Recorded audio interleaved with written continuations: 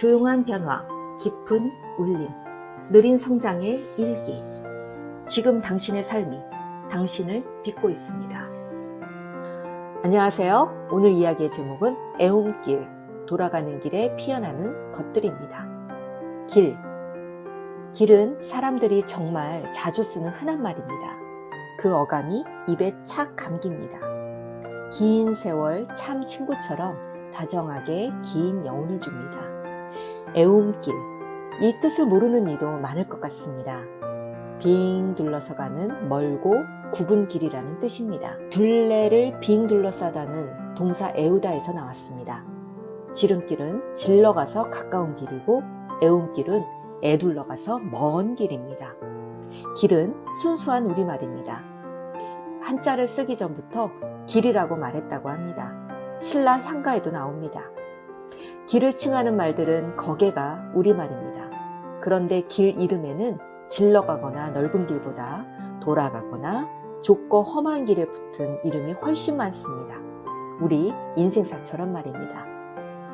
집 뒤편의 뒤안길 마을의 좁은 골목길을 뜻하는 고삿길, 꼬불꼬불한 논두렁 위로 난 논틀길, 거칠고 자풀이 무성한 푸서리길, 좁고 호젓한 오솔길, 휘어진 후미길, 낮은 산비탈 기슭에 난 자드락길, 돌이 많이 깔린 돌 서더리길이나 돌 너덜길, 사람의 자취가 거의 없는 자우길, 강가나 바닷가 벼랑의 험한 벼룩길. 쓴 눈길을 아시나요? 눈이 소복이 내린 뒤 아직 아무도 지나가지 않은 그대의 첫 발자국을 기다리는 길입니다. 길이란 단어는 단어 자체만으로도 참 문학적이고 철학적이고 사유적입니다. 도로나 거리가 주는 어감과는 완전 다릅니다. 길은 단순히 사람들이 밟고 지나다니는 것만을 의미하지 않습니다.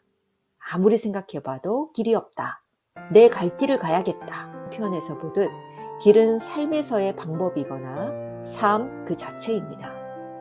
영어 웨이도 스트릿과 달리 우리의 길과 같은 중의적 의미를 갖습니다.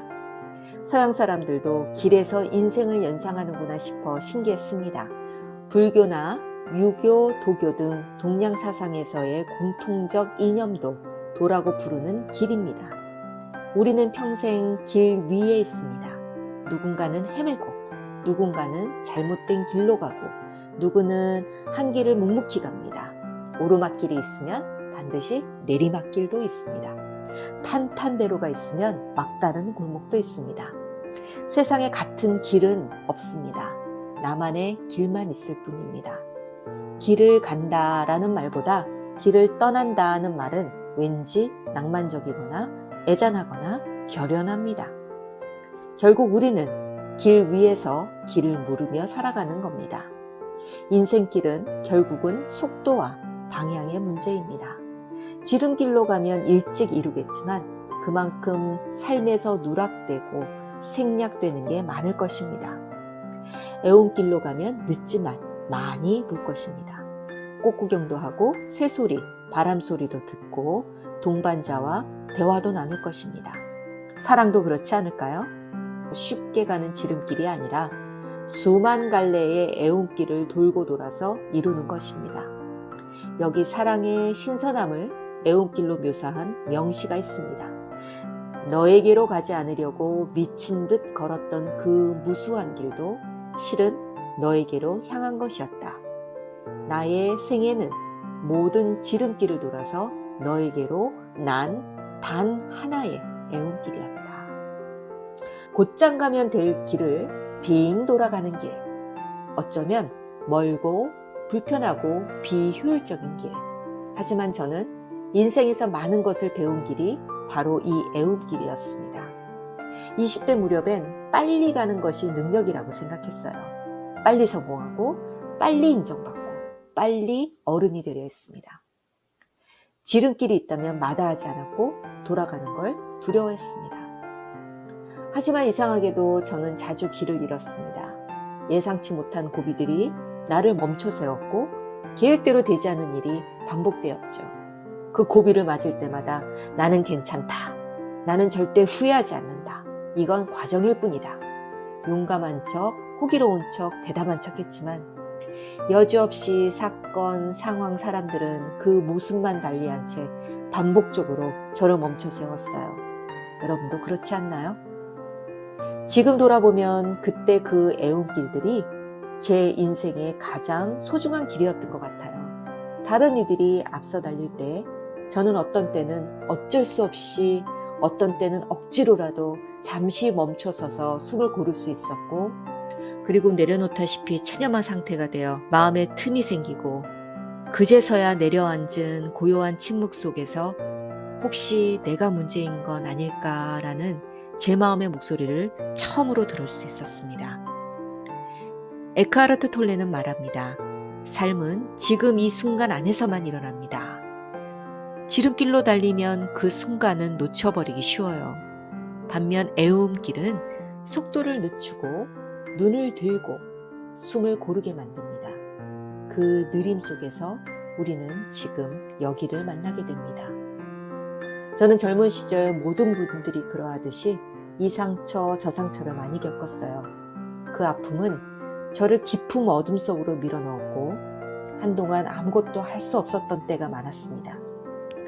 잠의 원수가 진 것처럼 끝없이 잠을 자기도 하고 핸드폰으로 수시간씩 드라마를 보며 멍때리기가 일쑤였어요. 지금 생각해보면 그 경험과 마주하기 싫어서, 그 생각들과 싸우기 싫어서 숨어버린 거였네요. 그땐 정말 낭떠러지 끝에 선 기분이었습니다. 하지만 시간이 지나고 나서야 알게 되었어요. 그 어둠이 저를 진짜 나에게로 이끄는 애움길이었다는 걸요. 고요한 어둠이 50이 넘어서야 나를 만나게 하고, 나를 만나고 나서야 그 아픔들이 왜 그토록 반복되었는지 알게 되었네요. 바이런 케이트는 이렇게 말합니다. 당신에게 일어난 일은 문제가 아니다. 그 일에 저항하는 당신의 생각이 문제다. 애움길을 저항 없이 받아들일 수 있게 되면 그 길은 더 이상 돌아가는 길이 아니라 내가 꼭 지나야 할 나만의 길이 됩니다. 혹시 지금 뜻대로 풀리지 않는 시간을 지나고 계신가요? 모두가 앞서 나가는 것 같은데 나만 뒤처진 것 같은가요? 그렇다면 괜찮습니다. 당신은 지금 애움길을 걷고 있는 중인지도 몰라요.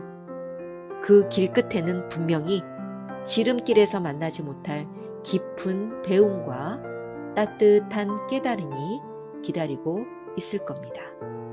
오늘 하루 돌아가는 길도 나의 길임을 기억하며 한 걸음 또 한 걸음 저와 함께 걸어가 보지 않으시겠어요? 느린 성장을 위한 일기였습니다. 고맙습니다.